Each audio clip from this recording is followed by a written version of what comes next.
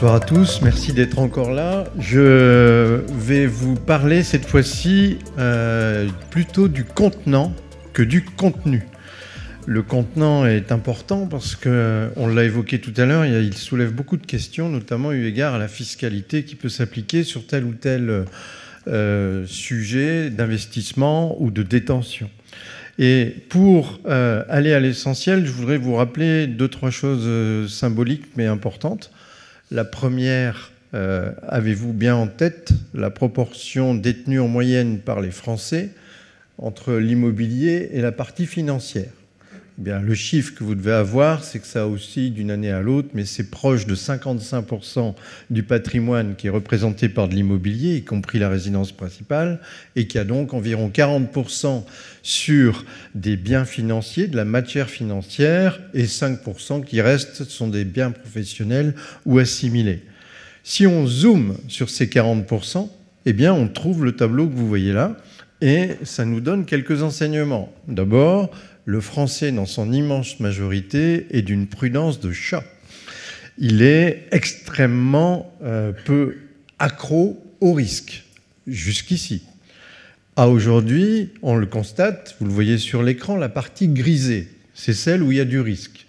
C'est 26% représentés en actions. Mais à l'intérieur de ça, il faudrait encore subdiviser et vous arriveriez à détecter qu'il y a réellement environ 10 à 12% qui sont sur des entreprises nommément détaillées, cotées ou non cotées. Et c'est là où on ne voit pas encore, peut-être qu'on le verra un jour, le Bitcoin, une petite frange qui va monter dans le futur. Et l'enseignement qu'il faut aussi prendre, c'est les enquêtes d'opinion que l'on a pu avoir il y a peu de temps encore, qui montrent quoi? Qu'une grande partie des actifs aujourd'hui, et des jeunes actifs en particulier, ont nommément désigné les crypto-monnaies et les produits dérivés comme des sujets sur lesquels ils sont prêts à s'engager davantage dès lors que la rémunération attendue est plus élevée. Donc ça, c'est important de l'avoir en tête, c'est-à-dire qu'il y a un début d'une petite vague qui commence à pousser un peu. Et on va le vérifier, ça se vérifie parfois un peu dans la quantité de contenants qui sont détenus. Alors, quels sont les contenants? Eh bien, on va le voir tout de suite avec ces différentes enveloppes fiscales. On a tout d'abord le sujet préféré, évidemment, de XTB, c'est le compte-titre. Je vais y revenir plusieurs fois, sans problème. Et on a, à travers ces différents supports, il y a le compte-titre ordinaire, il y a le PEA, plan d'épargne en action. Nous avons tous les subdivisions possibles sur l'assurance vie. On va résumer en disant des contrats d'assurance vie et des contrats de capitalisation d'un autre côté. Et on a toutes les fameuses enveloppes de PER qui sont aussi soit sous format assurantiel, soit sous format compte-titre. Vous pouvez avoir les deux. Quelques mots sur chacun d'eux pour bien distinguer les choses. Aujourd'hui, tout ce que l'on a dit est pour l'essentiel, et les sujets de contenu qu'on a évoqués, est pour l'essentiel le support quasi unique que l'on utilise, c'est le compte-titre ordinaire. Pour de bonnes raisons, il est souple, il est facile d'utilisation et il est universel dans le sens où on n'a pas de limite. On peut y mettre absolument tout ce que l'on veut. Si on regarde un peu plus près, la fiscalité commence à s'en mêler. C'est-à-dire que quand vous faites des gains sur un compte-titre, je reviendrai à la fin sur la particularité des crypto-monnaies, sur les gains que vous faites sur des valeurs mobilières, sur des produits de cession que vous réalisez, des ETF ou autres, eh bien la règle est simple. Sur le compte-titre, on a un prélèvement forfaitaire unique, le PFU, à 30%, ce qu'on appelle aussi la flat tax. Ça résume les choses. Vous faites la différence entre votre prix d'acquisition, vous avez votre prix de cession. La différence, c'est le gain, c'est taxé à 30%. Composé de 12,8 de taux forfaitaires et de 17,2 de prélèvements sociaux. Quand on sait ça, c'est la règle qu'il faut retenir, qui s'applique pour le compte-titre. Ça ne sera pas exactement celle-là pour les crypto-monnaies, je vous le précise tout de suite, et je vais vous donner le détail de ce qui s'y applique. Sur le PEA, c'est une autre enveloppe il faut avoir en tête qu'elle est dédiée aux actions européennes et particulièrement françaises.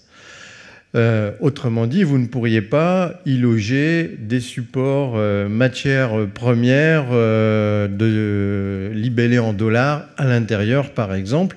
Par contre, vous pouvez tout à fait y mettre des indices européens importants. Vous pouvez y mettre des supports d'actions et toute une classe d'actifs. On peut même y rentrer maintenant, depuis quelques années, des entreprises non cotées à travers une enveloppe qu'on appelle le PEA-PME, qui vient compléter l'enveloppe du PEA.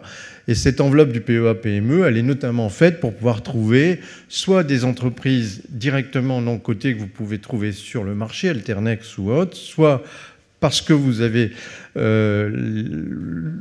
eu la proposition, par exemple, d'avoir des FCPR, fonds communs de placement à risque, qui, eux, vont s'investir dans un panel d'entreprises non cotées. Le PEA, il est avant tout fait pour pouvoir promouvoir l'investissement qui va se diriger vers les entreprises, et notamment en France, et il est un réservoir de plus-value potentiellement importante sur lequel, si vous avez une détention qui excède les 5 ans, vous n'aurez pas de fiscalité sur les plus-values. C'est la première différence avec le compte titre ordinaire. La deuxième que l'on doit avoir en tête, c'est qu'il y a aussi des règles. Sur un compte titre ordinaire, vous achetez, vous vendez, vous faites ce que vous voulez. Sur un PEA, il faudrait donc le faire, mais le garder à l'intérieur de l'enveloppe. Et passer les 5e années ou la 8e année, eh bien, vous pourrez bénéficier à plein de ces facultés fiscales d'être exonéré sur le montant des gains que vous réalisez sur les plus-values. Attention, ça n'exonère pas de devoir payer les prélèvements sociaux.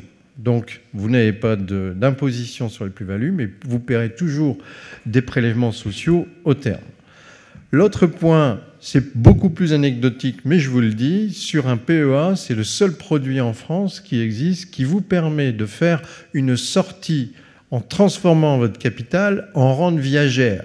La colossale surprise, c'est qu'elle serait intégralement défiscalisée. C'est le seul produit qui existe et qui perdure sur cette loi qui est ancienne concernant le PEA. Je vous rassure, personne ne fait ça puisque le Français, il n'aime pas le risque, mais en plus, il n'aime pas aliéner son capital. Il préfère des systèmes où il va toujours avoir ou un processus de rachat ou autre. Si on regarde l'assurance vie à côté, c'est aussi une enveloppe extrêmement importante parce que tout le monde méconnaît parfois ces caractéristiques qu'on peut exploiter. Savez-vous qu'à aujourd'hui, ce n'est pas indiqué là, mais je le rajoute, vous pouvez trouver facilement des contrats d'assurance vie qui vont vous permettre d'acquérir soit des actions directes, soit des ETF, pas encore de la crypto, mais peut-être qu'un jour ça viendra. Et vous avez aussi la possibilité, à travers ces enveloppes très utiles, d'avoir de la gestion déléguée ou subdéléguée à un professionnel, d'avoir un système de mandat ou d'être complètement votre maître et de faire les transactions par vous-même.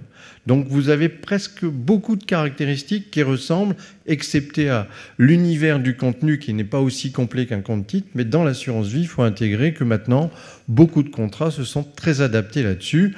Il m'arrive fréquemment, pour ma part, de travailler avec des ETF, par exemple, sur les contrats d'assurance vie, puisque c'est quelque chose d'assez facilement praticable. L'assurance vie a deux particularités que je voulais vous citer et vous les rappeler, vous les mettre en tête. Le premier, c'est vous avez un avantage de transmission que vous ne retrouvez pas sur les autres enveloppes.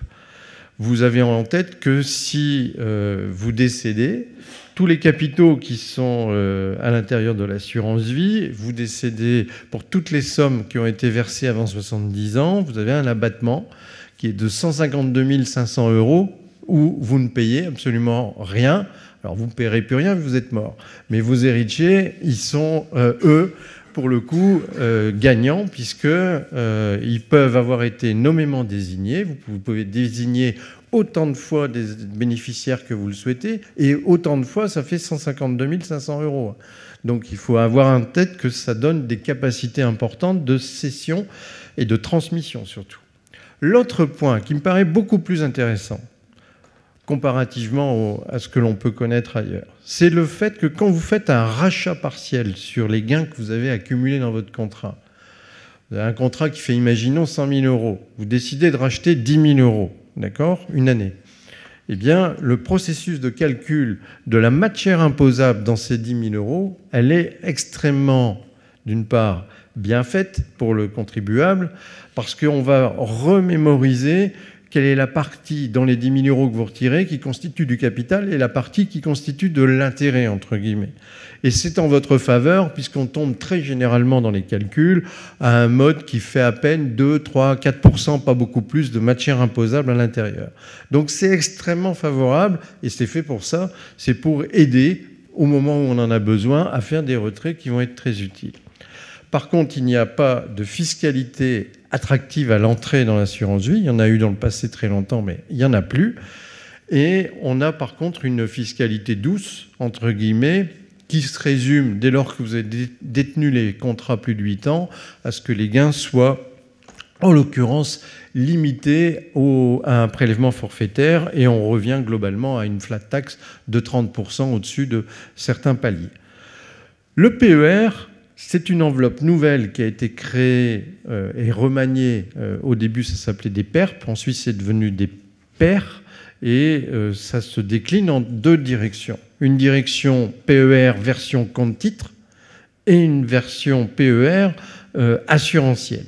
La version assurantielle que vous voyez notamment là, c'est celle qui vous oblige à avoir les capitaux bloqués jusqu'à la date de retrait de la retraite, et c'est seulement à partir de votre date de retraite effective que vous pouvez commencer à retirer. Gros avantage, c'est que lorsque vous versez plutôt sur un PER, ça vient en moins sur vos revenus que vous déclarez dans votre feuille d'imposition. Dit autrement, quelqu'un qui gagnerait, je prends un exemple vraiment au hasard, 100 000 euros, il verse 10 000 euros sur un PER, il ne va pas être imposé sur 100 000 euros, mais sur 90 000 euros de fait. Ça veut dire que les 10 000 euros ont atteint la tranche marginale d'imposition la plus élevée dans laquelle il était. À ce niveau-là, on est déjà à une tranche à 41% la plupart du temps. Donc, un gain de 10 000 ferait un gain immédiat de 4 100 euros d'impôt. Ayez ça en tête, c'est un gros avantage. L'autre point qu'il faut avoir également, c'est que c'est bloqué, mais il y a quelques cas de déblocage. Je vois beaucoup de jeunes actifs. Eh bien, quand on est jeune actif, on peut avoir des projets de faire une résidence principale. Il se trouve qu'il a été ajouté ce cas. On peut débloquer avant l'âge de la retraite pour une acquisition de résidence principale les montants qu'on a sur son PER. Alors là, attention, quand vous avez versé, vous avez déduit de votre feuille d'impôt. Quand vous allez le rembourser parce que vous avez un cas où vous êtes au terme, eh bien, il va falloir le rajouter dans votre déclaration fiscale à ce moment-là, ce qui peut régénérer un supplément d'impôt. Il faut bien l'avoir en tête, rien n'est gratuit. Les régimes se complètent. Mon simple avis, c'est que quelqu'un qui est normalement constitué devrait, à minima, avoir les 4, et pas seulement un. C'est ça qu'il faut surtout retenir. Si on va un poil plus loin, voilà le cœur du sujet que vous utilisez tous. Je considère pour ma part qu'il devrait quasiment être obligatoire, dès lors qu'on est majeur, d'avoir un compte titre pour chacun associé à un compte dépôt à vue. Mais c'est très facile, c'est très malléable. De plus en plus, vous avez des applis qui vous permettent de tout faire. Donc il faut avoir bien ça en tête. La souplesse est vraiment importante. Le CTO, on ne va jamais assez le répéter, c'est le support sur lequel vous pouvez glisser à peu près tout ce qui existe sur le marché aujourd'hui. Et ça, il n'y a que lui qui permet de le faire. Donc c'est un vrai atout très important. Sur le fonctionnement, je vous rappelle toujours, c'est un peu pareil avec le PEA, qui a lui par contre un compte espèce qui est dédié au PEA.